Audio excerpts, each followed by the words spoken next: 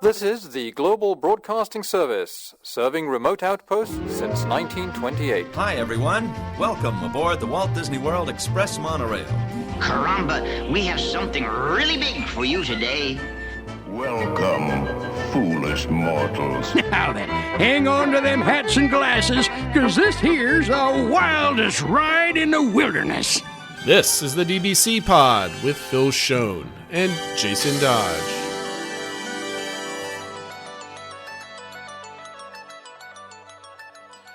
Hey everyone, welcome to this week's pod, the show for the week of September 11th, 2023. On the show, we're going to go back to Phil's trip report, and now on the day-by-day. We're only going to do this the first 2 days. This is going to be two-parter because, Phil, D23 was this week, and some things were announced. Some things are, I think, enough to talk about now, not enough to call the emergency pod. No. No, I was actually at my son's football game. I totally forgot that it was ongoing because I was excited about the game. Got home and like, oh, right. Yes, I forgot to stream it. And then I'm like, I was reading Discord, and you guys are the worst play-by-play people on Discord because you were all making the assumption everybody was watching at the same time. And I'm like, I have no idea what they're referring to. But it was like scroll, lame. Oh, now they're finally announcing stuff. And it was just kind of like, all right. We'll talk about that in a little bit. But first, let's talk about our social media accounts, Twitter, Insta, Facebook, and our YouTube channel, all at the DBC Pod. Make sure if you're watching this on YouTube right now, you go below and leave a comment and hit the thumbs up button. We really appreciate that. Helps us with the algorithm and getting us in front of new people. Obviously, we want you on Discord. That's where all the fun things are happening, so come join us in all the conversation and all the fun. Discord links are below in the comments, or find us on social media. They're all over the place. Otherwise, that being said, we're going to go over what's going on at Disney World, but typically we've been doing like what's going on with Phil, what's going on with me, but D23 is going on with everybody. So it's everybody's world. Phil, since you were live streaming this, why don't you run us through the list and I'll add some color to it. Yeah, so did want to give props out to the Diz Unplugged group. They posted a nice like summary on Facebook, and they kind of were just, here's what's happening, and we're going to update one post. It wasn't like a million separate posts and stuff like that, so I give them credit for that. So that's where I took this from. So I will go through them quickly, and you can kind of stop at something that you think is worth commenting on.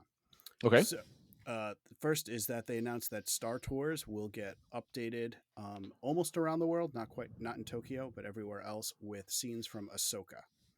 I think it's good.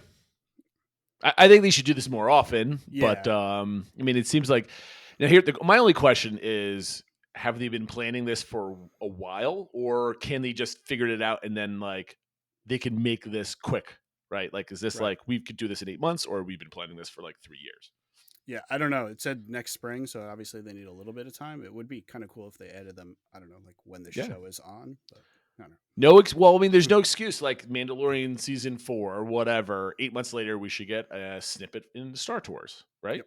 Like they should put all those things in cycle. Yep. Anyway, keep going. They also announced that Asha from Disney's upcoming Wish film will be coming to Epcot, Disneyland, and Disneyland Paris as a meet and greet. So I have 2 comments on this. A, they are actually deploying a character during its relevancy in its run in the theater, which is awesome. And 2, it's just not Disneyland. Yeah. So, right? You know, like, oh, right. The rest of the world is getting a little bit of a visit from Asha. But no, I think this is good. I think they should be. I mean, they did this a little bit with the live action Little Mermaid, so I'm glad they're continuing the trend. Yeah, that was my one comment. I found it interesting she's coming to Epcot. I thought she would just maybe replace where the live action Little Mermaid is meeting in Hollywood Studios, but she's coming to Epcot. Yep. It was announced that the Hatbox Ghost will be joining the Haunted Mansion in the Magic Kingdom in late November. I don't understand the timing. I think everybody asks us why not. I don't understand now. why it takes over a year to put in one animatronic. It'd be missing Very Halloween. I don't know, but and they did comment because before we talked about how he's going to be going in near the endless hallway, and people are saying, oh, that breaks the Madame Leota rule. And they actually did comment on this and said, like, he doesn't follow the rules of the mansion. He's been doing this forever, blah, blah, blah. So whether you like the answer or not, they did address it. Look, you have to like the answer because it's a fictional story. They can make fictional reasons why it works. Just enjoy the animatronic and move on, please. Next one I think is something that surprised people is that they announced that they were going to be redoing the Country Bear Jamboree. They've released a new poster. One of the notes was that one of the characters, Liver Lips, does have a new name. But other than that, they talked about how it's going to have new songs, kind of revamping the animatronics. And it's, I guess, instead of doing just kind of original 1960s country type songs, they're going to be doing country covers of Disney songs. And the one example they shared was them doing a version of Bare Necessities. I think this is really good because the audio in that building is awful. The last couple times I've been in there, you can barely hear what they're saying. Barely hear. I heard. Thank you. Yes, but no, I think it's good because I love the Country Bears, and this is kind of showing that at least they're not going anywhere anytime soon. So if they're investing in new tracks and freshening up the animatronics, that means they're here to stay, which is great. I agree. It's nice they're not going anywhere. I mean, honestly, it never really gets much of a wait. If this draws in some new fans and stuff like that, I think it's all good. I do hope maybe they keep a little bit of maybe some of the old original songs, but we'll see what they do. They also, this was unexpected. They announced they're going to be doing a new watering hole / tavern coming to Adventureland that's going to be Pirates of the Caribbean themed. They didn't really give a lot more details other than that, although it seemed like it's going to be a place where you can get alcoholic beverages. My only question is this just like another quick service where you can grab a beer, or is this kind of like Oga's Cantina light, so to speak? Yeah, they did mention there'd be an animatronic parrot that had been in the past relevant for Pirates of the Caribbean, so I guess maybe a little bit in between, but they didn't really give a lot of details, but it was a little interesting. Definitely unexpected. If we can get like an adventure club kind of vibe with maybe a little bit of Trader Sam's tossed in, I think that's a win-win. Yep. They announced World Celebration in Epcot will be opening, so all the walls will be down, Dreamers Point, everything there in December. So they are doing everything they can to hit the end of 2023. Well, now they have to, right? Because they actually announced the date. If my plans come to fruition, I'll be able to see it at the end of this year. So I'm very excited about that. So, I mean, we're up to 0.6 out of 16. So we're basically just over a third of the way. These are all like little quick hits, right? Yep. So these. Oh, go ahead. No, just kidding. Like I don't think these were in order, or were these in order of them being announced? I think they were in the order of the announcements. Yeah.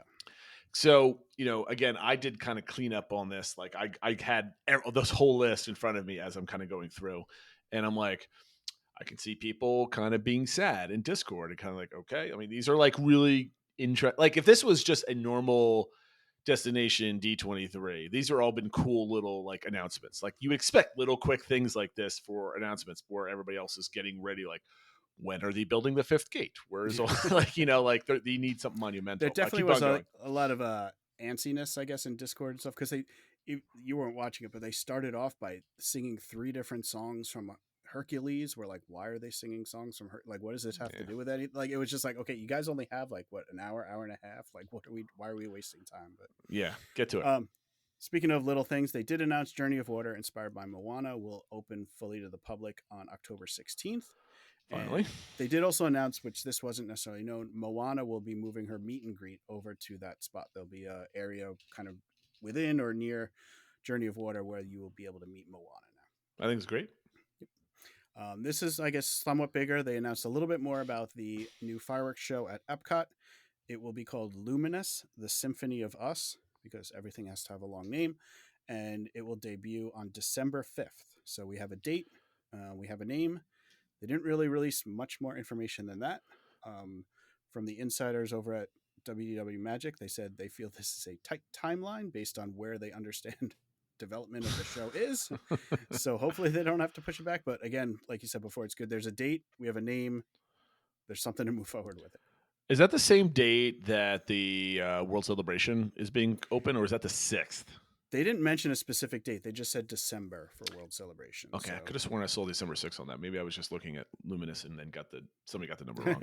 So, I mean, everybody, I mean, this is not mine, but Luminous is what? Illuminations and Harmonious mixed together? Is that what people are saying? That's kind of what the name sounds like, which I think is if they take the best parts of both and you don't have the daytime barges, maybe that's a win-win. I guess we'll see. Take it. Yep. The next news was another surprise. This one's big. That Disney said they're going to be working with Chevrolet, who re-upped their sponsorship of the Test Track Pavilion, and that they will be reimagining it, and that it will draw inspiration from the past. And there was implications going all the way back to the original attraction that was in that location, World of Motion. And the concept art they showed was, I guess, one of the inside scenes, but there were like trees and stuff like that. So it seemed kind of interesting. I just hope this is not like the Imagination Pavilion 3.0 kind of redo. I don't think it will. I mean, like Chevy has a pretty good presence in there. I mean, they're going to be showing off new technology, EVs and stuff like that. So I think they want it to look crisp and clean and stuff like that. So they're going to have a budget for it. And I think it's going to be great. I just like I love Test Track, and kind of like has one step in like old school Epcot and one step going into the future that we know of as Epcot today. And I love building your own car. That whole thing, my kids love that. Yeah. The ride itself is pretty lame until you kind of go outside and you kind of do like the real, the track part of it. Yeah. But like, I think if they kind of do a little bit of like living with the land, where it's kind of, you see some things, maybe kind of move around a little bit and scenery, it'll be really fun, I think. So I'm really excited about this, actually. Yep. We just need a timeline, right? When is it? When is Test Track going down for like 3 years, and when are we getting it back? But we'll see. They announced that the new private island for Disney Cruise Line will be welcoming guests on June 16th of next year, and that the name will be Lookout Key at Lighthouse Point, because again, everything has to have a long name. So I know a lot of people who are big cruisers are very excited about this. Just a new kind of from the ground up, built up private island. If you're not a cruiser, you probably don't really care, but my eyes glazed over at this one. I'm not a cruiser, so was not excited. And speaking of cruising, they did say the Disney, the big ship that they bought from the Asian developer, the new ship will be coming to Singapore, and it will have the name The Disney Adventure, which kind of feels like kind of a boring name, but is what it is. It is what it is. Big giant ship that I will never go on. Exactly. So then they started talking about, they brought out Bruce Vaughn, who used to be with Disney Imagineering, left, and then was brought back, and clearly from some of the announcements that were made after this point has some sway with the company. Yes. So he talked about the Beyond Big Thunder Mountain project. Didn't really share anything, but basically said it's still in the works. And both he and Josh D'Amaro were stressing, this is something we're doing. We're putting money into it. And they said it's the biggest expansion that's ever been done to Magic Kingdom. They compared it to the scale of Galaxy's Edge and Pandora, that type of impact. So, two things. Slightly disappointed that we get any details. Yep. Very excited that it's being committed to, right? Yep. So I dig that. Slightly disappointed on the size and scope of it, right? This is the biggest expansion of Magic Kingdom ever, which I guess would be true. But Toy Story Land, Pandora, Galaxy's Edge weren't giant additions, right? They had Galaxy's Edge, 2 e-tickets, Pandora e-ticket, D-ticket. Like I don't know what you want to call it. Navi River Journey. I think any addition to Magic Kingdom needs to have an e-ticket, and then at least 3 more rides of varying different whatever. There needs to be some like 4. I mean, the one thing they kind of compared it to, they said it would be bigger than the impact of New Fantasyland. There's quite a bit that went into New Fantasyland. That's true. Yeah. We'll see. I know I'm excited. I just hope it's not like here's a new roller coaster and here's like a spinner and we're calling it a day. But there's lots of places where to spend more and more money. Yeah. Right. I don't want to see all of these build a lightsaber and droid. Yeah. Similar experiences, but for the Magic Kingdom, we're spending enough money. Yeah. And the only other thing I'll comment on is they talked a lot about Magic Kingdom and how it is the most visited theme park in the world and stuff like that. And I think they want to keep that title. And I know with Epic Universe coming and stuff like that. So I think they're going to want to increase the capacity of Magic Kingdom. So early prediction, Phil, we're going to get you on the record. First year of Epic Universe, will it beat Magic Kingdom for attendance? No. Okay. Will it beat, what was number 2 last year? Islands of Adventure. It will beat Islands of Adventure. It'll be second. I think it'll be second. what was the see, now I'm not even prepared for this. Never mind. Well, we'll have a prediction show end of the year, right? We'll get a record. It would be interesting. I can't wait for this. And this is a whole nother conversation that we can't have because we don't have any details. But some of the rumblings as this was going on, I was perusing, the WDW Magic forums, and all throughout Chapek's tenure, he basically kneecapped Imagineering. People left either because they didn't like the company anymore, or they quit because they didn't want to move to Florida, which then got canceled, and that was a whole giant mess. Len Testa even speaks to how it was depleted from the ranks, and people they don't have bodies in there to do a lot of the work. And the fact that this is on the menu and then they're committed to it, I'm very, very excited.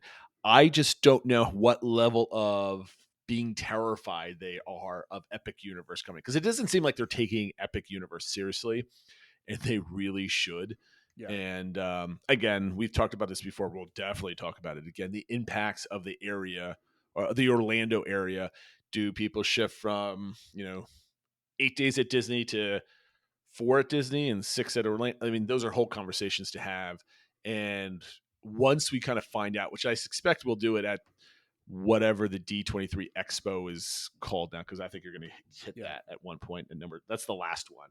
Yeah, I think we'll find out more next year about this for sure. I think so too. All right, keep going. I'm sorry, I'm babbling. Yep, no worries. And I got to give Mickey Views a little bit of credit because he announced this before it came out, that they did confirm Zootopia will be coming to Animal Kingdom, but not where it was mentioned last year at D23. That's what he said. He just said it won't be coming to Dinoland, and it is in fact not. It will be coming and replacing the It's Tough to Be a Bug show in the Tree of Life. Will now be reimagined to be inspired by Zootopia. I don't know what to think about. What was your initial reaction, Phil, to this? My initial reaction was, I flip-flopped a few times. I guess my initial reaction was, okay, if they have to put Zootopia in there, I'd rather it be this than like a whole land or whatever. But then I was kind of like, well, I don't really want Zootopia in the icon of the park, but I also don't mind them updating the show, because I know a lot of kids are scared of the current show and stuff like that. So I guess on balance, I'm interested in what they do. I think it's a good decision. I still don't think Zootopia belongs in the park, but if they have to do it, this is probably the best option. I think Zootopia belongs in Animal Kingdom in one major way, that people are so focused on it with Animals in Pants and the whole, that discussion. Yeah. They can really discuss, the animals and ecosystems and balancing it out, and predators versus prey. There's a lot of like animal type of, discussion points that they can have. And they can use some popular characters to kind of tell that story. So if they keep it to like kind of fun educational type of stuff, which is like, the Bugs Life kind of is, right? Mm-hmm. They're talking about, bugs within a funny way. I think if they do something similar, I think it'll blend in quite well. And I have no problem with that. The only wish I would have is like I would love to see a land like in Hollywood Studios. So if they're going to put it in Animal Kingdom, this is a great way to do it, because it's hidden. It's not like we're going to see rhinoceroses driving police cars type of thing. Right. But I think it works, and I was pleasantly surprised that they were doing this. I'd like the current show, but again, I'm always here for something new. Yep.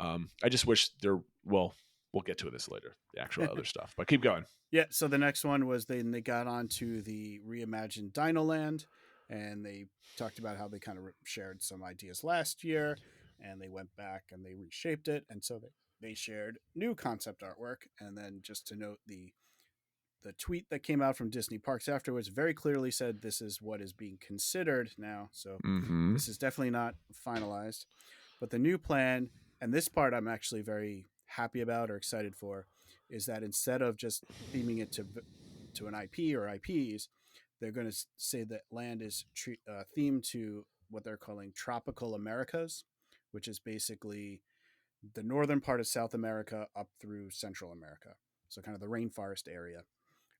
So they're kind of picking a region similar to like how there's Africa and Asia and that sort of thing, and then put in IPs that they think can fit into that area, with the IPs mentioned, being Encanto, being kind of the main area that would take over where Chester and Hester's was, and then Indiana Jones, which obviously that was shown and would be that they would retheme Dinosaur, the ride, to Indiana Jones, which, if you don't know, in the exact same ride with the same layout, same ride vehicles, everything exists in Disneyland already themed to Indiana Jones. Also in Tokyo Disneyland themed to Indiana Jones. Different kind of story, but same ride. Now they'll bring the same thing, I guess, to Florida. Do we care what they put in there as long as he puts like for me, I'm like, I don't care what they put in here as long as it's well done and it's something fun that can kind of take the center of gravity to that side of the park. Yep. I mean, I think And I agree with that. That's the number one thing, and also having draws to that area combined with the new show in Tree of Life. These are all areas that can stay open later. Mhm. So I think those are all like that's probably the most important thing. And like I said, I was a fan of the idea of calling it like a region of the earth versus Encanto. Yeah, no, or I, whatever. I'm definitely with you on that. And Encanto had a lot of animals in it. If you go back and watch that movie, I mean, it's not just about like their powers and the journey to save the family, that type of thing. There's a lot of animals and stuff, greenery in that thing. So I mean, I think they can make a magical ride with that. I like the Indiana Jones just because it's an adventure ride. So not everything has to have animals and conservation. It could be just a fun journey through nature. So that I think I kind of dig that a little bit. It had like a little reimagining of Triceratops Spin. There's like a carousel, I think. Yeah, it looked like a concept covered art. thing that could either be a carousel or maybe the covered version of Triceratops Spin. And people were going back and forth online. Maybe they could theme it to when Luisa is tossing around the donkeys that now riding That would be donkeys good, or yeah. something like that. I don't know.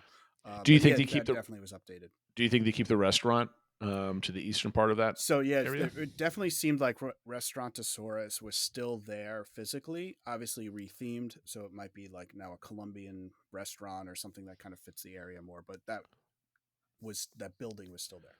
So you don't think they try to shove one more ride in that area? It's definitely It seemed like they were going to have the covered, whatever that was, carousel or whatever. And then they had the Madrigal house with like a mountain behind it that could maybe be the show building. I was playing around with measurements. Other people are doing the same thing. You could fit the show building for Mystic Manor. That's over in Hong Kong, which is, if you haven't been on that, it's a trackless ride system, but it's all about a house that a magic spell comes on and all the things in the house come to life. So it certainly feels like it would fit. Yep. But obviously no rumors. Disney didn't say anything. It's all people kind of speculating, but it seemed like that's what it would be. And then kind of a town center area where maybe there's the meet and greets and stuff like that. The one thing I didn't really see on it though was the Boneyard play area. So I don't know if that stays, gets rethemed. I don't know. That wasn't in the concept art. Early predictions, Phil. Does this considered plan for this area of the park? Does this one stick? Let's assume does it stay jungle themed? Does it stay relatively Encanto, indie kind of thing? Does it stick with that? I got the way they said it. I got the feeling that they're going to stick with the region concept, that this is going to be tropical Americas. I feel less confident about the specific IP, although it does seem like this is a way for them to get Encanto into the parks quicker than doing it in the Beyond Big Thunder Mountain part. I feel and then I guess Indiana Jones would just be cheaper for them to do it. So I feel definitely more confident about this than last year's, but I'm still probably not more than 55, 45, something like that. It happens. If they kind of do what they're kind of saying along those lines with an Encanto dark ride and then potentially a more gentle version of an indie ride that's not as herky jerky, because Dinosaur currently, I never see that ride more than than a 20-minute wait on average, right? If not a walk on. And there's some weird people out there that love the ride and say, "Oh, I always see it's 40 plus minutes." I'm like, I have no idea what you're looking at. Do you think that these two additional rides can keep people in the park that much longer? Or do these still need one more expansion in the park? I think it's part of it. I think if you did this, plus you have the new ride in the Tree of Life, and if you add some sort of nighttime show, I think then you can justify, I mean, not to midnight or something like that, but at least keeping it open to 8, 9, 10 o'clock. I think you can do that. I hope that's what they do because I love I need a reason to stay in that park at night. Yep. And currently there Because is right now there isn't, and I mean we'll get to it in my trip report, but that place clears out by 2-3 o'clock. Yep. All right, what's next? So the next one was at the Figment meet and greet. They announced that will be starting. Well, they said tomorrow, but that was as of this recording actually yesterday. It started on Sunday, September 10th, and it actually for people that were in attendance for the event got to meet him that night, or at least some people did. He's already starting to meet now in the Imagination Pavilion. If you've been online, there's already been a couple moments of him falling down, which have been a little funny. They pulled him. They debuted him in the new outfit. I think the general consensus was that's it. Like that's what they took a year to develop.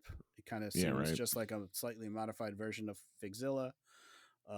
But it's a new meet and greet. It's an ad. He's obviously very popular. I think the opening day the line was 5 hours long. So I think it's nice. We'll see how long it lasts. I mean, Disney's notorious right now for letting buildings rot, especially at Epcot. And I consider whatever's in the Imagination Pavilion right now rotting, because the current Figment ride is really bad. And then the pavilion that you get out after it is equally stuck in like the early 90s. Like, let us Photoshop your image into like, popular movies. And like, everybody could do that with their phone now. Yeah. And so that yeah, exactly. So that really needs to change, I think, significantly. Hopefully this brings so much people. Hopefully the meet and greet is very popular and it sustains its popularity so they can start building the building around it or something. For sure. I don't know. And then the last announcement that I have on here was they announced that the 2024 Expo will be rebranded as now the D23, the Ultimate Disney Fan Event.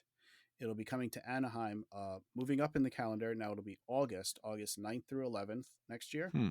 And the new event, which replaces the Expo, will have the typical Expo panels at the Anaheim Convention Center, which is like right across the street from Disneyland, kind of across from California Adventure. But they're also going to introduce a new Hall 23 experience at the Honda Center, which, if you don't know, that's where like the Anaheim Mighty Ducks play and stuff like that.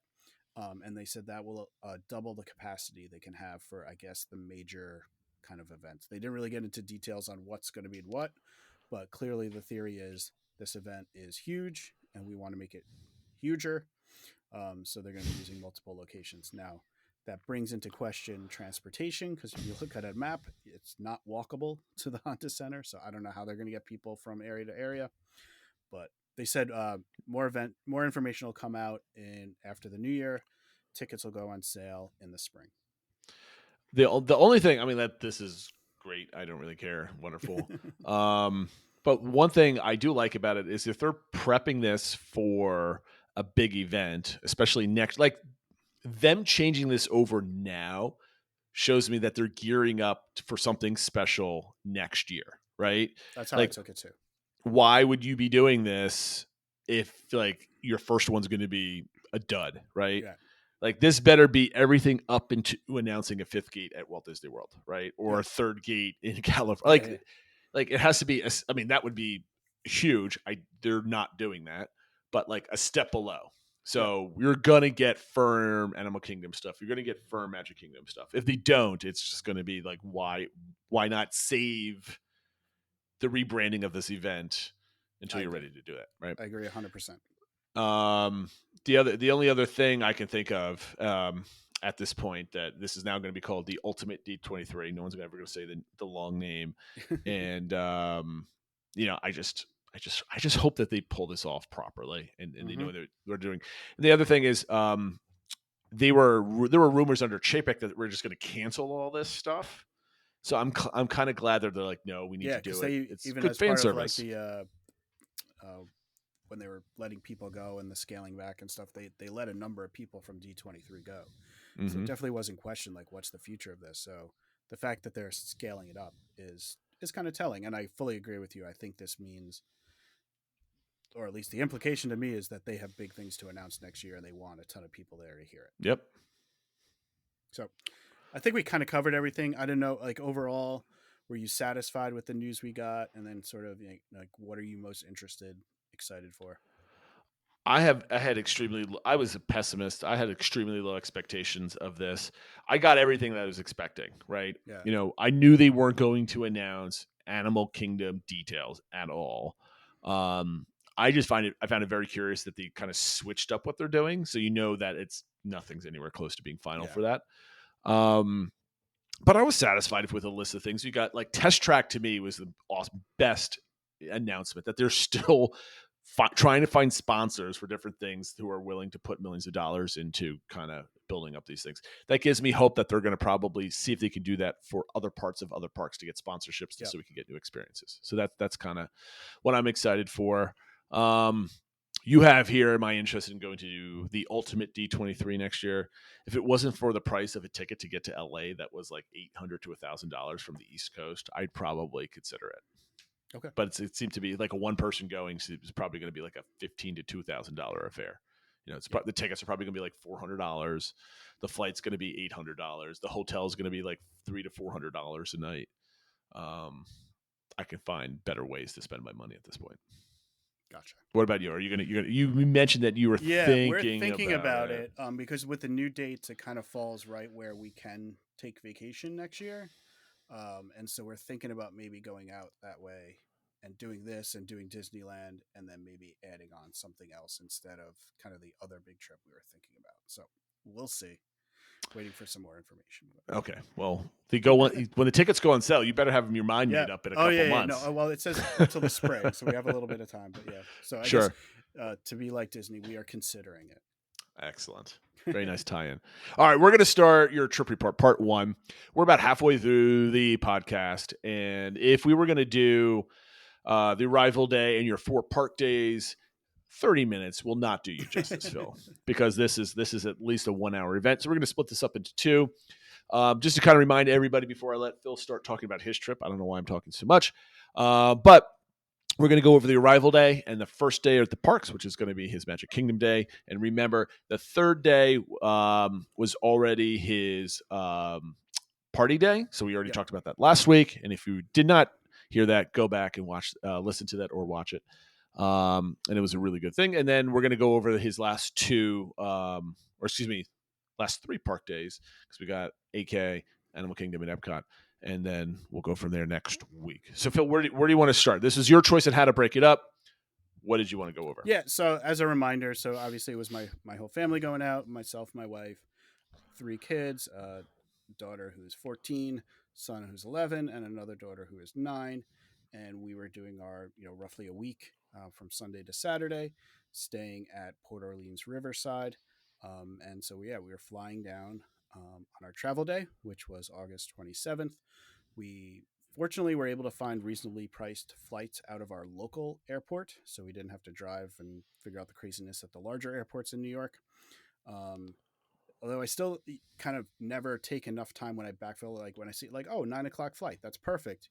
You don't kind of realize exactly what time that means you have to get up. That's a 3:30 wake up call right there. Yeah, we were up at 5 a.m. And got to the airport and that sort of thing. Probably about, let's see, what time did we get there? Like around 7. So we were there plenty of time before our 9:00 flight. So it wasn't too bad. But we were taking JetBlue flights, and it was our first time flying into the new Terminal C at Orlando Airport, which was kind of interesting. One thing that I guess I didn't realize with the new Terminal C, you don't take the FACO rail back to the... Oh, no? No. So it was like, so my son was all bummed. He's like, wait, don't we get our first ride of the trip? And oh, I guess not. Not this time. So then we only had carry-ons and that sort of thing, but we were meeting up with our driver, because obviously now without Magical Express, you got to figure out your own way to get there. Priced out different options. With 5 people, we found the cheapest thing was using a car service. We used a new one this time called Gear Fusion that had just started up this spring, but was getting good reviews and was cheaper than other options. Okay. And I will say they worked out really well. Had a super friendly person. One thing that I liked about her the best was she kept saying, this is your vacation. Give me your bag. I'll carry that. This is your vacation, that sort of thing. Nice. And we stopped at Publix, picked up, water, sunscreen, all that sort of thing. On our way over, little afternoon, I got notified that our room was ready, which was always nice. Always. So we were able to go, she dropped us off right next to where our room would be over at Port All right, let me pause. Yep. Let me pause because I have a couple things. So you had 9:00 flight. What time did you land? was like 11:40. Okay, and we know you have some dinner reservations, which we'll get to later. Yeah. What are you thinking as you land? You got to find your driver. Oh, by the way, how much did it cost you for the round trip ultimately? So the round trip was 175, and then I think it was 20. It came to 195 total once we added on the stop at Publix. Okay, so under that 200. So $100 each way, which is an Uber is gonna run you $70, and that's not counting any kind and of when you got the stops and 5 stuff like people that. with the bags, it's like you need an Uber X, or like 5 people at the kind of the mirrors type things. It adds up when it's a per person thing. So we found this. So I think that's a really good deal. Yeah. Okay, so you're landing there. You're getting in the car. You have to do some running around in Publix. What is it like to start a Disney vacation to go grocery shopping before you even get anywhere? So the one thing we did, and what this company recommends just to save time, is that you do the like curbside delivery.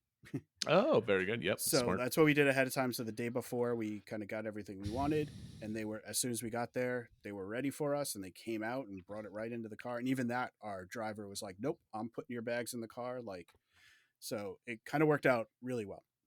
Mm-hmm. Make sure you tip if they're doing that for you. Oh for yeah, sure. we did. Yeah. I know you would. I'm telling everybody else out there, tip them extra if they're carrying your groceries. That's awesome. Yeah. So that worked out well. I got the room ready. I will say, I had put in a room request.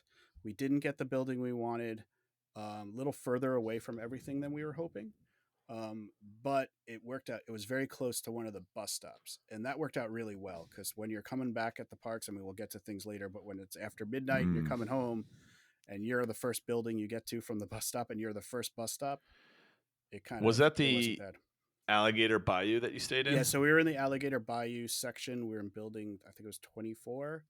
It was really close to the West Depot. There's like 4 bus stops within Port Orleans Riverside. It's the first one that buses stop at. And then I think I stayed in this area in 19 when we went to this resort. So I know that very well. Yeah, it's a walk to the pool, it's a walk to there, but like that's fine because you're not walking there very often, especially at a busy vacation. You're right. Like getting to that bus stop, it was like a 5-minute walk from the bus stop, and it was perfect. So I'm that with was you on that. probably something we didn't factor in as much going in. I was thinking I wanted to be closer to the lobby and stuff like that. And yes, when we walked there, it felt like forever. But being closer to the bus stop I underestimated the benefit of that. Yeah, I'm like, people think I want to be by the pool, I want to be by the front desk, but I'm like, when are you really going there, right? Like this is not like a resort stay type of vacation. Like you're on and off the buses. So that's a good tip for you out there. If you're like going to a new resort and you're like, we need to be close to the front, find out, there's resources all over the place. Find out where the bus goes first and get a building near there. Because there you're being dropped off first at the end of the night. And then you're the first one on. So your buses aren't like going all the way around filling up, but you got to get the next one. So that's a key thing to think about. Yep. So what we did after we got settled, because it was so early, we did have some time. We decided to go to the pool. Oh, what time is it? So it was about a little after 1 when we got there. That's not bad. 4 hours from when your flight took off. You're already maybe in and ready maybe to like go. 1:30 by the time we're kind of in the room. How did you handle getting the groceries to the room? We just took multiple trips. Okay.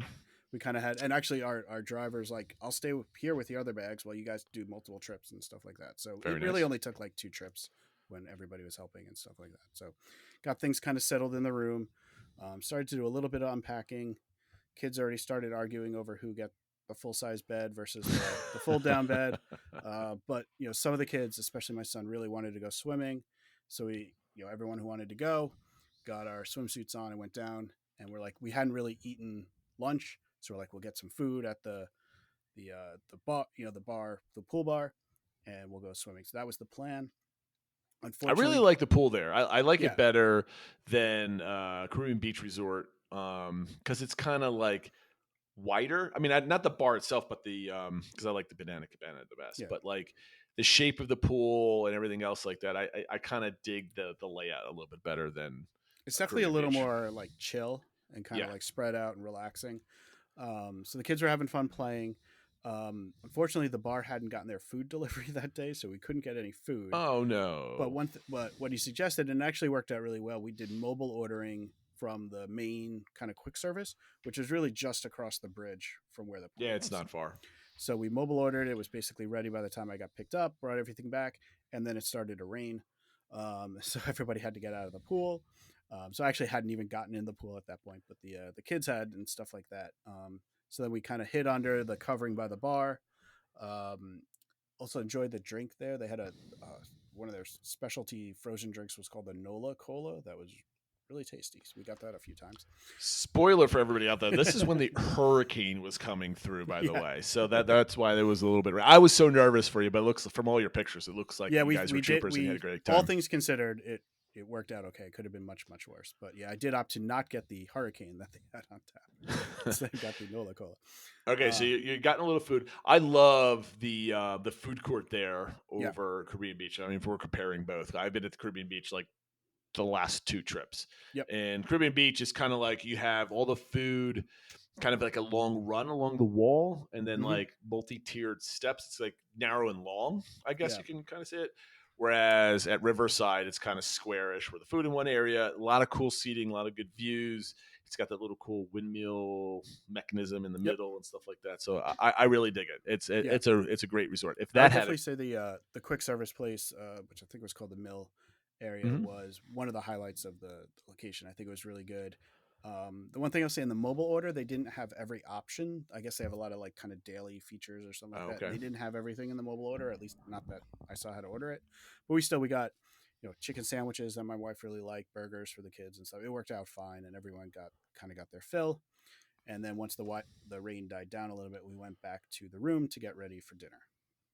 So where are you going for dinner tonight? So dinner that night, we had made a ADR. One of the few we made for this trip was Storybook Dining at Artist Point with Snow White. Because again, everything has to have a super long name. And so it's over at Artist Point, which is at the Wilderness Lodge.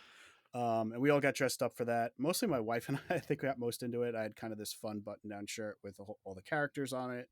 My wife kind of Disney bounded as Snow White and stuff like that. She did a good job with that. I saw the pictures. Yeah, it's pretty so awesome. we had fun with it. Then one thing though, with it being at Wilderness Lodge, not necessarily the easiest to get to. That's why we thought it would be good for Arrival Day. But yeah, so this is what I want to talk about because I'm all about logistics, right? You have to be about logistics when you're either fighting a war or planning a Disney trip. And you got to the pool at 1, you got food, rain, swam a little bit. When you went back to your room, roughly what time was it to get ready? So it was a little after 3, and we aimed to leave at 4, and I think we were pretty close to leaving at 4 for a 5:35 ADR. So we gave okay, because I'm looking at your time on here; it was slightly off. Oh, so that's why I was asking. You have 4:35 in your spreadsheet. It was 5:35. One thing we were trying to do. Originally, we had it for 4:35, and we kept checking for modifying it because we wanted a little bit later. We were able to get a 5:35, nice. So we were able to push it back a little. Awesome. So knowing that you have that, you gave yourself an hour and a half to get there. Basically, what I'm getting. And I will say the fact we were able to push it back that hour or so made me more comfortable with let's go swimming and stuff like that. If it was 4:35, it probably would have been a little. I don't know if we have time to really. I was gonna say you're cutting it pretty close, Phil. You don't do it this way. You'd be on pins and needles the whole time. So you go back to your room. You figure everybody gets dressed and showered and whatever you do to get ready. And then are you doing the bus to Magic Kingdom and then a boat to Wilderness Lodge? Is that how you're rolling? That's how we did it. Yeah, we did the bus to Magic Kingdom. Of course, when you get off the bus, you have to go through all security and stuff like that. And then we went down to get to the boat launch to go over to Wilderness Lodge. So when did you, if you left roughly around 4:00, what time did you get into Wilderness Lodge? So it was right at our reservation time. I think we actually hit our reservation time as we were walking towards So an hour and a half. Yeah. From when you left your room to when you stepped into Artist Point. Yeah. I want everybody listening to this figure out how you're getting places. Things aren't just 20 minutes away, right? I see this all the time. My wife's a main culprit of we have plenty of time. Let's do this first. I'm like, no, it takes a lot of time. Now this is also for something if you're in the parks and you're taking a midday break. I've said this a million times in this podcast over the last 3 years that we've been doing this. If you're at, I don't know, Seven Dwarfs Mine Train in the Magic Kingdom and you have a reservation at Chef Mickey's, you want to go back to your room to kind of take a nap and then come back to the Magic Kingdom, it's going to take you 30 to probably 60 minutes just to get back to your resort, do whatever you want to do, and then another 60 minutes to get all the way back, 30 to 60 minutes to get back. You are spending up to 2 hours of transportation to get out of the park and back to the park and having fun. Always keep that in mind. It's not like Disney does a great job with transportation. You are spending time waiting for it. Take that time into consideration so you could set expectations. Do I really want to do this? Do I want to take 2 hours out of my day on a bus and waiting around for it? Or do you want to do something differently? Keep that in mind. And I think I was hoping that you would get to this point because this is what I really wanted to say. But part of planning is keeping this at top of mind as you're planning on where to go. Because what's going to happen is either you're going to miss your reservation, or you're going to irritate everybody in your party because you're push, go, go, go, and you're potentially missing out on some fun things to do because you thought your expectations were like, we just have a half hour, then you miss rides or you miss your reservation. Yep. So actually, and we were probably just a few minutes late. I was kind of like we were getting notified like time to check in, and I'm like, I'm still on the boat. Like, okay. Yeah. But we got there. It was totally fine. And we were led to our table, and they pointed out the table that we were at was right by where the characters came out. So like, you guys will be like one of the first ones to meet the characters. Very cool. When we were walking through, they actually had to pause us for a little bit because they're like, okay, the queen is meeting some people, the evil queen. And like, once she's done, then we'll walk you past and that sort of thing. And she's probably going to sneer at you. And she did. And as we were passing, I think the family that was meeting her was just finishing, and a little girl like gave her a hug, and the queen kind of sneered. It was just like, affectionate little thing. Like she was so in character the whole time. So it was great. So we're like, okay, this is off to a good start. We're sat at our table, and they kind of explain everything. And they kind of give us a chance to have the menus. They were still using the QR codes. I think you could ask for a paper menu, but they were still using QR codes. Paper menus are disgusting now. I mean, they're full of food. So I love the QR code thing. Not a lot of people do, but I like it. We had done a lot of research, or at least I had. So I kind of knew what the options were. You? Yeah, I know. Who would have thought? Wow. And kind of knew what we were going to get, kind of knew what drinks we were going to get and that sort of thing. But yeah, so we looked through everything. Our waiter was very attentive and kind of walked through everything, but not overbearing or anything like that. So we put in our order for our drinks. I will say my younger two kids especially were a little punchy at this point. I think just the travel day and stuff like that. So sure, it's a long day. We kind of thought we weren't going to do a lot, just do the dinner. But even with just that, they were still a little punchy. Once the characters came out and they got some food in their bellies, they were doing a lot better. But at the beginning, it was a little like, okay, who's sitting where? No, you sure you want to sit next to them? Okay, like that sort of thing. And yeah. So it worked out well, for those that don't know, what kind of food is at Artist Point? So or Storybook Dining? Storybook Dining. It's, I guess, obviously Snow White is a Germanic story, so it's sort of food that fits in with that. It's very like hearty food, not frilly, but it's all cooked really well. It was some of the best food I think we've had. All plated very well. I had a pork shank. My oldest daughter had the roast beef. I think my wife got the vegetarian, which was like gnocchi with a bunch of vegetables and a cream sauce and that sort of thing. And even for the kids, like my son got a smaller portion of the beef and that sort of thing. One thing to note too, it's not on the menu, but they do have French fries. Of course. We asked for that, and that made the kids a lot happier because they were like going through like, okay, you need to pick two sides. They're like, I don't like two of these things. Well, let's compare the food, because we don't really do plate reviews here. Yeah. So like compare the food to another restaurant. What's on par? What's another tier of other restaurants that you've been to? It's kind of a little hard to compare because for like a character dining, I think it's probably the best because you start out with shared appetizers, which were all plated interestingly well and kind of were fun, and then you got to pick your entree, which was plated, like a higher end signature type dining, and then you had shared appetizers. So, I mean, the closest thing that comes to mind would be something like the Brown Derby. Oh, really? Something like that. It's different, very different style than like a California Grill. It's definitely better than like an Akashish or even Cinderella's Royal Table. So I'd say like, especially the entrees, those felt like signature dining at Disney level entrees. Worth the money? Yes or no? So at the end, and it's not a cheap meal. I think the adults were 63 and kids were 39. That's typical character dining, prices. Yeah, it's like a little bit more than some of them, but we're kind of jumping through to my final thoughts, but I feel it was totally worth the money.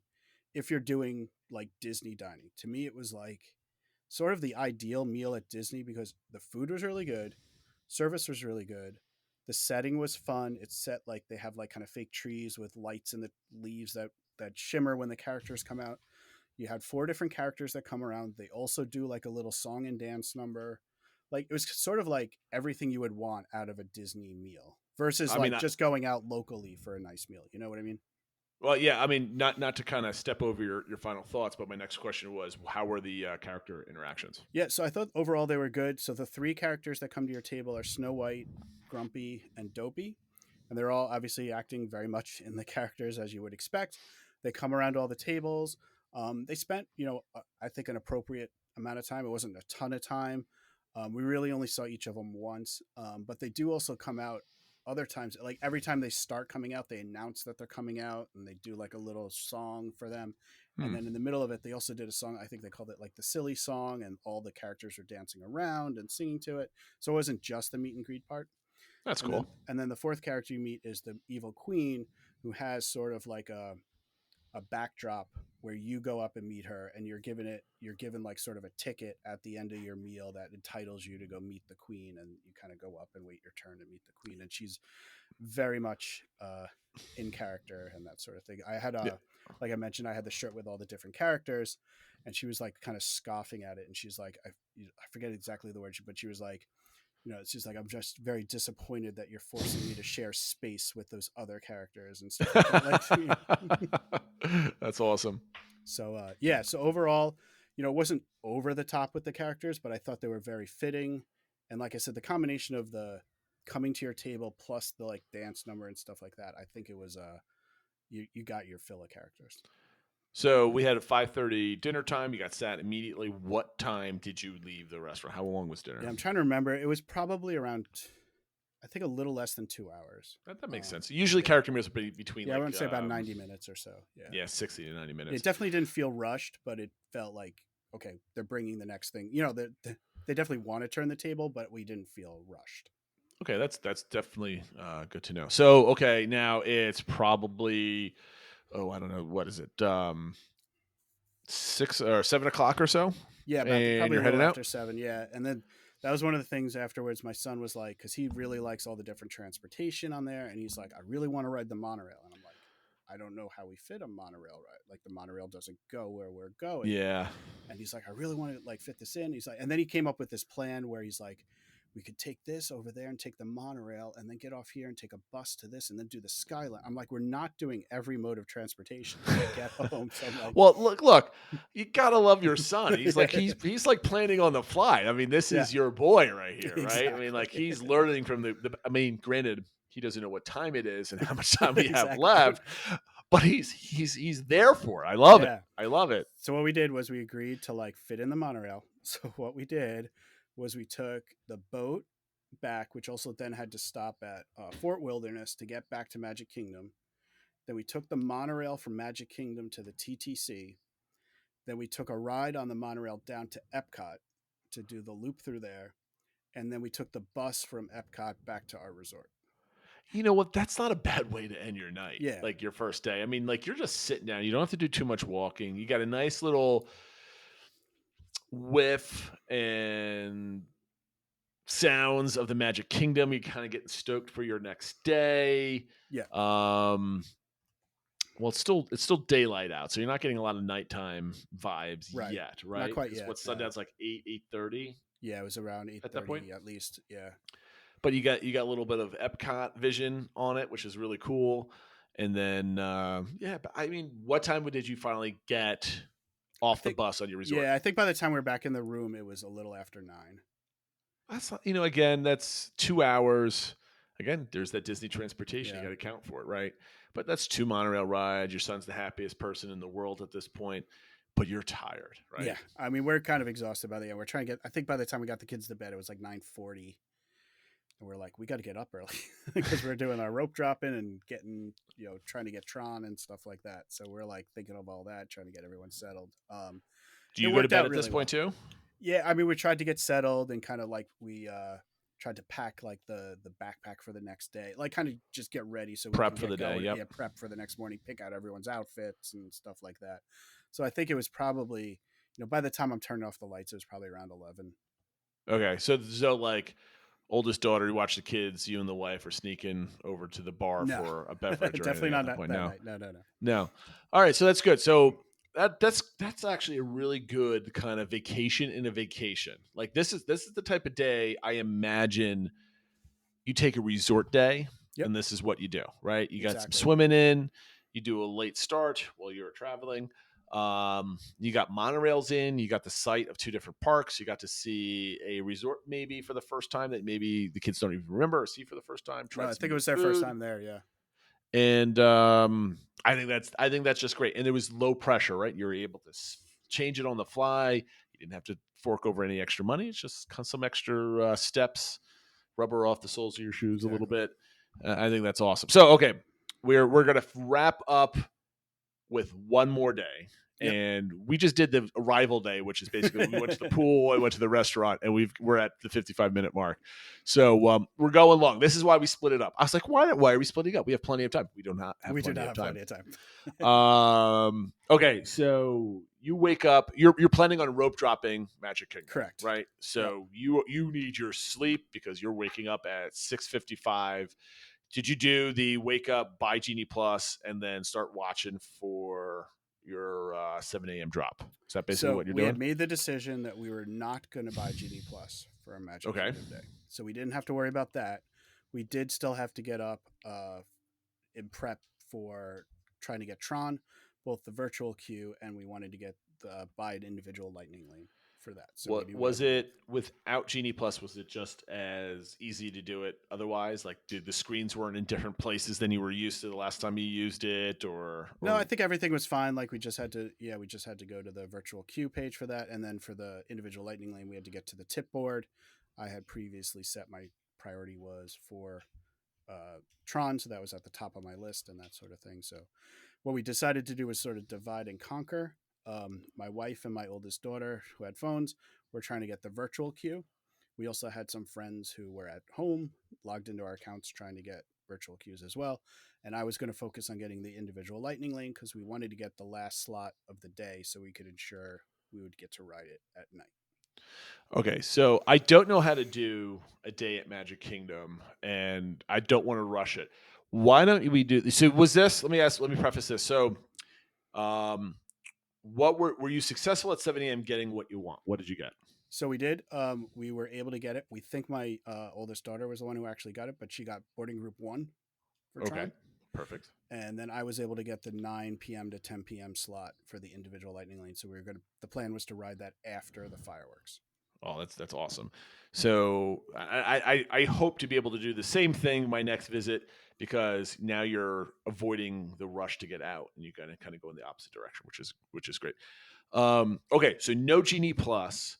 Before we start your trek through the day, why don't you list? Did you leave the park at all today? Or you're in the park, open to close. We were in the park this day. We wound up being there, open to close. So why don't you list? I'm pretty sure you have it somewhere. All the rides that you did that day, just kind of buzz through them. So these are all the rides we did. We Seven Dwarfs Mine Train.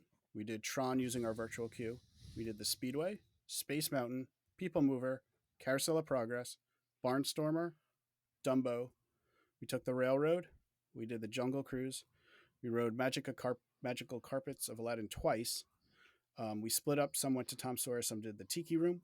We did Pirates, Haunted Mansion, Small World, PhilharMagic. Then we split up again. Some did Teacup. Some did the Speedway again. Turned out to be my son's favorite ride. Then we did the Tron individual Lightning Lane. And then we got on at 9:58 before the park closed to do People Mover for a second time. So all in all, everyone got on 20 attractions without using Genie Plus. That's absolutely amazing. Like you basically did the park. The only thing you just didn't do. Did you do Runaway Railway? Did I hear that? Well, that's in Hollywood Studios. Not Runaway. Big Thunder Mountain. Big Thunder. We did do. Yeah, actually, I don't have that on my list. We did do Big Thunder. I don't realize. So that's 21. We did Big Thunder. Yeah, the big ones we didn't do were we didn't do Peter Pan, and we didn't do Buzz Lightyear. Those were kind of the only big ones we didn't get to. and you were able to do it without Genie Plus. That just goes to show if you want to do it, you can do it on one day. And I want to say, if you were listening, as you were listening to the rides, if you were at home listening to this, mentally check off, go rewind, because I'm not going to make Phil say it all over again. Go rewind and picture where they are in the park. He did not crisscross one bit the whole day. Where in Genie Plus, you're probably doing that throughout the day. So what was your general overall feeling? And then we'll go with your touring strategy because this is kind of tying into it a little bit. How did it feel overall doing Genie Plus, 8 months ago in Magic Kingdom and not doing it? So from like, I don't care about necessarily. I kind of do. That's my second question.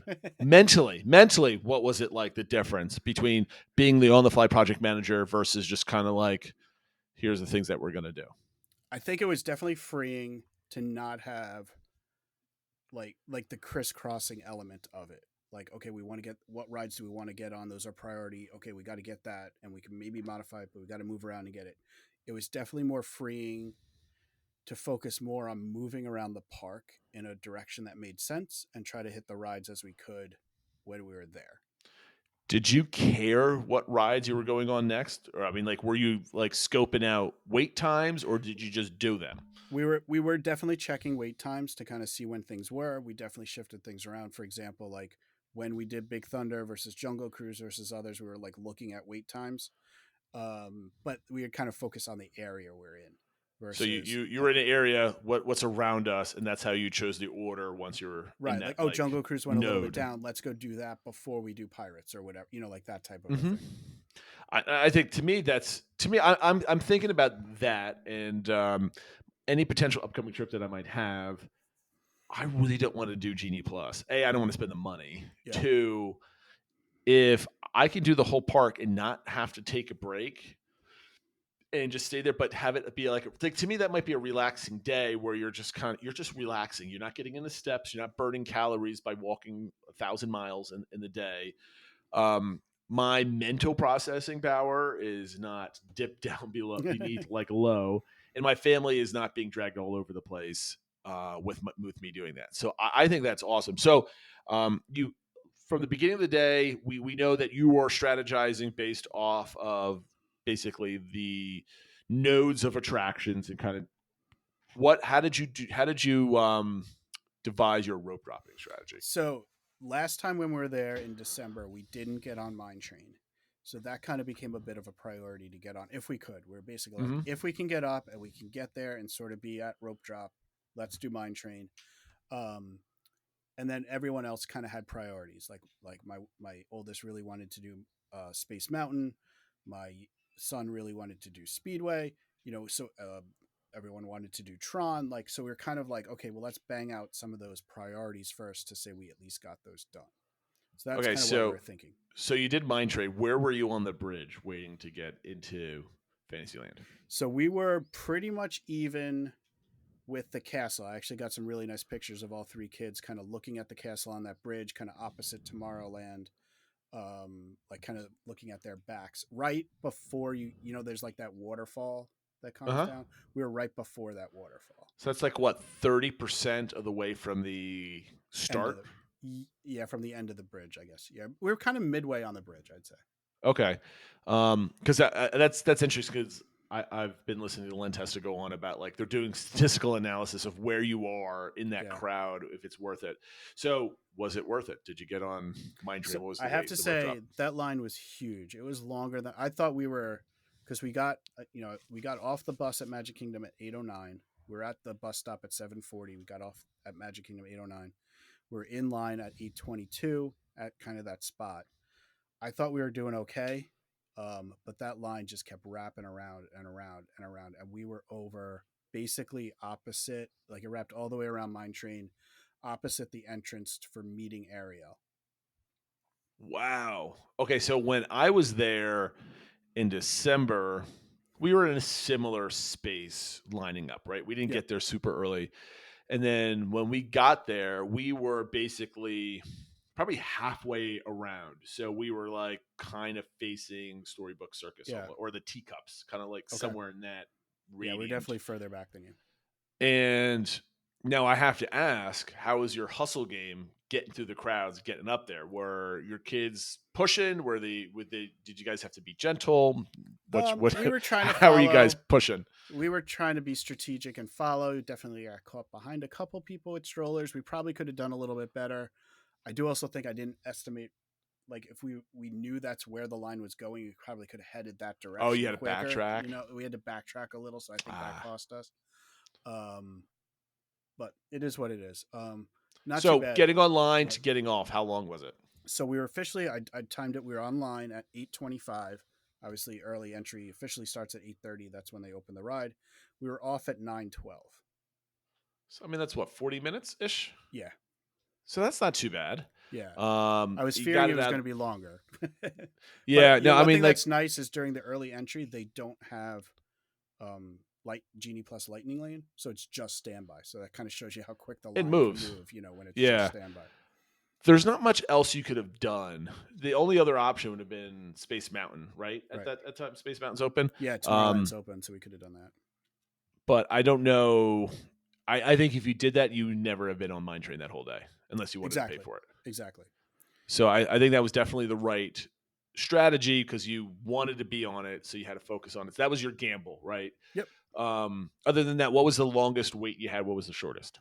So the longest wait we had was actually from Space Mountain later, and then the second longest we actually had was for Speedway, which is crazy to me. I know. Okay, so that's really cool. So ultimately, would you suggest to a new person, first or second time at Magic Kingdom, to buy Genie Plus at these crowd levels that he experienced? I would say some of it definitely depends how frequently you go.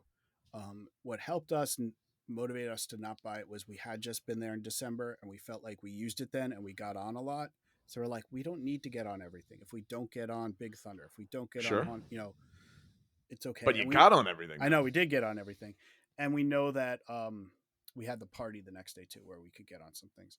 So to me, if you're someone who only goes every couple years, 3 to 5 years, I would buy it. I think even if you're going to have to backtrack, just do it. You spent so much to go down there, and at least this way, you're avoiding some lines, and you can get on the things you want. Do you think the stress levels of not having Genie Plus made it a more enjoyable day? I think it did. I don't know if it was drastically different because we were still checking wait times and stuff like that. I definitely think it helped, though. I definitely think it was less stressful, less project management. It did let us enjoy kind of some more of the moments. Yeah, I could think if I'm not constantly thinking about what's next outside of just like, what do you want to go on next type of thing. It kind of like, I don't know if this is an appropriate analogy, but it felt like we had to think maybe one step ahead instead of 2 or 3. Yeah. So it's kind of like playing, like you still had to have some strategy, but it was kind of like checkers versus chess. No, I think that's actually that's a pretty good way of doing it. So how was the last part about this day? And I'll let you kind of do anything else that you wanted to throw out there. How was doing fireworks, finding a place for it, and then getting on Tron afterwards? Yep. So I will mention about Tron, we had the first group, so it was actually called while we were in line for Mine Train, and I was getting a little anxious. Like, okay, how long is this line going to take? But it wasn't bad. We got in line for Tron at 9:22, and we were off by 9:36. Mm-hmm. I know some people say when your virtual queue gets called, you can have 45 minutes, an hour wait. We wrote it 3 times during our trip. We never waited more than 10 minutes. Oh, that's good. So we kind of lucked out. But yeah, so at the end of the night, the plan, I think it worked really well. We found our spot for Happily Ever After on Main Street, about outside of the bakery area. Oh, so okay, pretty far down. Yeah, kind of pretty far down that first block that's closest to the castle. I think that was a really good view. We could still see the castle, the projections. Maybe you couldn't see like the bottom ones, like, when Tiana comes on and sings, you couldn't see that as well, but you could still see the bulk of the projections, see all the fireworks, and you could see the projections on Main Street, which I think were really fun. We did have to swim upstream a little bit afterwards because a lot of people are leaving the park after the fireworks. So that was a little hectic and stressful. That wasn't my favorite part. Ultimately, we got on Tron at 9:40. And like I said, then we got on the People Mover at 9:58. Nice. That's a good way to finish the day. So Go ahead. I was just You going to say say, so obviously the big question was like, is Tron a lot better at night than during the day? I was not going to ask about Okay. Tron. I was going to save that to the very end. Oh, But okay. since you're talking about it, let's talk about it. What were your initial impressions of Tron and the time difference? So overall, we all love Tron. I don't know if it's just because everyone says, "Oh, it's so short, it's so short." I was picturing like a 2-second ride or something.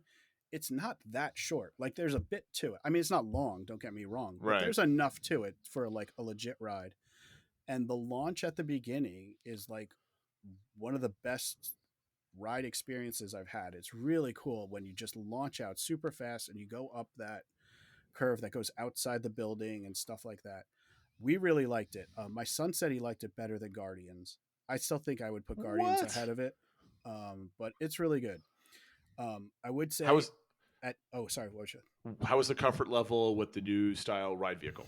Everybody, we all rode in them. We all rode the regular ones. Everyone, you know, none of us are enormous people, but I'm not tiny. My little one is pretty tiny, and she fit no problem and stuff Oh, like that's that. good. I was going to ask. Yeah. So everybody did fine with it. Oh, awesome. So, would you, if you had to do it again? Well, you are going to do it again. When you do it again, are you going to focus on a time of day, or you just take whatever you get and you'll enjoy either one? I would say, especially if you have a couple Magic Kingdom days and you'll get a couple virtual queue, quote unquote free rides.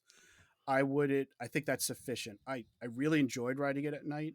The area is really cool at night when the lights are on and even you're just watching it. I don't think the actual ride experience is that much better that it's worth paying for it versus free. Now, we only had the one Magic Kingdom day, so we wanted to ride it twice. So I think it's worth paying it if you only have one Magic Kingdom day. But if you're doing a longer trip and you have 3 or 4 Magic Kingdom days, I would just try to virtual queue it each day. The last thing I'd want to mention, though, we each, across our 3 rides, everybody got a chance to ride in the front row. We asked for it when it was fairly empty. That makes a bigger difference when there's nobody in front of you and you're doing that launch. Oh, I can imagine. So if I would take during the day front row over nighttime not front row. So that's fair. So what I would do is especially if you have a couple days, just do the virtual queue, but at least once ask to ride in the front. I like it. My only other question then for the day is, what did you do for food since you were there all day? Yep. So our main meal, and that's one thing I did want to mention. So we got on 2021 rides. We didn't see the daytime parade. We didn't do any character meets. We didn't do any table service meals. So obviously those things would take time out and would make it harder to do other rides. We obviously prioritized just kind of walking around and seeing things and doing rides. Our main meal, we actually ate. We were planning on different things, and usually it hasn't been open, but it was open this trip. We ate at Tortuga Tavern, which is basically opposite from Pirates. We all really liked it. It had, it wasn't out there food, but it was kind of, everything had a little bit of a twist. Like it was. Oh, that's right. You posted pictures on Discord with that, right? Yeah, that so food I had looked like a really pulled good. pork sandwich with coleslaw. My son had a hot dog with pulled pork on it. They have a peanut butter, Nutella, and banana sandwich that my daughter loved. They have like a special non-alcoholic, like kind of frosty drink that's like a pirate something or other that was really tasty. So portions were huge. You could definitely share a couple things. So if it's ever open and you're there and you're like, I don't know what we want, like I would give it a shot. What were the vegetarian options there? So that sandwich, and I think that might be the only vegetarian. It was a very limited menu. The only other thing they had, and my wife and daughter got them, was mandarin orange chicken strips. So it was like chicken strips in like a kind of like a American Chinese orange sauce. Sure. And that, I think we got everything on the menu. Like there's only like 4 or 5. Oh wow, that is limited. Okay. Yeah. What did you do for dinner then? And then other than that, we did a lot of snacks. We did have our meal of Dole Whip at one time, and we all got different types of Dole Whip. So we did that, which is great. Excuse me. We stopped at the Energy Bite stand that's near Tron. The donut bite things weren't great, but they had these like frosty type drinks, a couple different smoothie type things, and they were both really good. So if you're looking for something a little bit different, you could try that. We got like Mickey pretzel at one point and stuff like that. So it kind of, other than that, we just really did snacking. All right. So compared to your last, let's say, how about this? If you want to compare all of your Magic Kingdom days post-pandemic, how would you rate this day versus all the other ones? Not counting the party for the next day, which we talked about last week. I think it's been our best. I think we got a lot done, and we also had like some time where we split up and we got to do different things. You know, I did some shopping with my daughter. We tried different food. You know, we got Happily Ever Afters back. We got on Tron, which was cool. I can't think of obviously, again, if you're into the parade or character meets, we didn't really do that.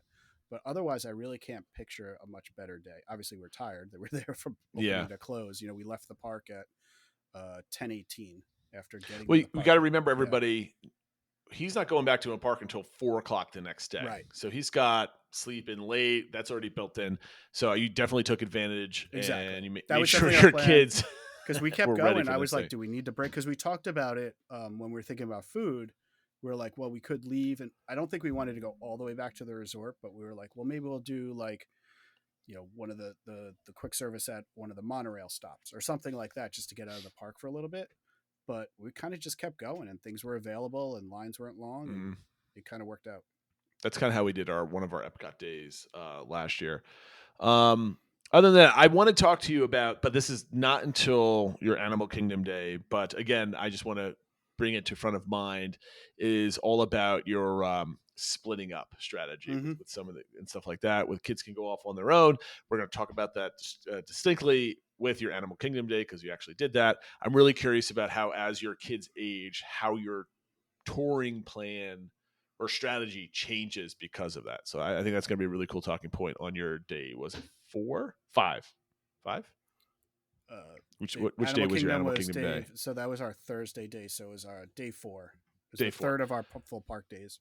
Yes. Day 4 of the trip. So we'll talk about it. We'll tease that a little off. No DVC engagement, because we're in the midst of a trip report.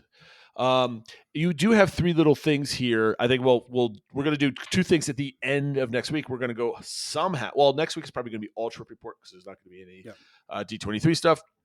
So we're going to skip over your party day, which we did last week. And we've got Epcot, Animal Kingdom, Hollywood Studios.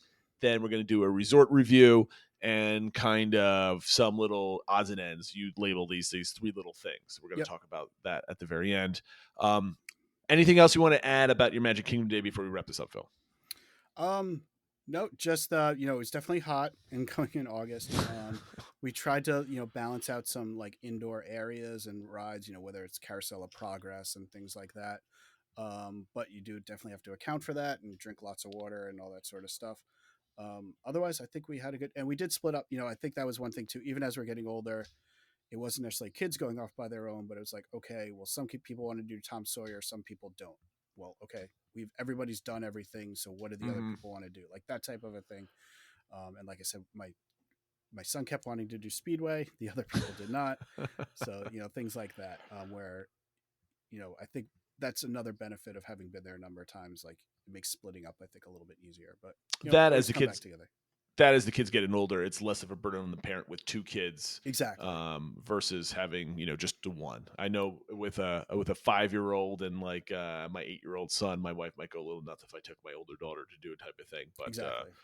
My kids are basically 3 years younger than yours at each level for the most part. So I'm kind of looking forward to that in the coming years. But we're going to go over the rest of the park and talk more about splitting up and how that can change your touring strategies for those out there that have kids that are younger than Phil's and what you might have to look forward to in future trips. That being said, everybody, thank you very much for listening. Make sure you like, subscribe, and all those other fun things. And have a great week. We'll see you next time. Take care, everyone.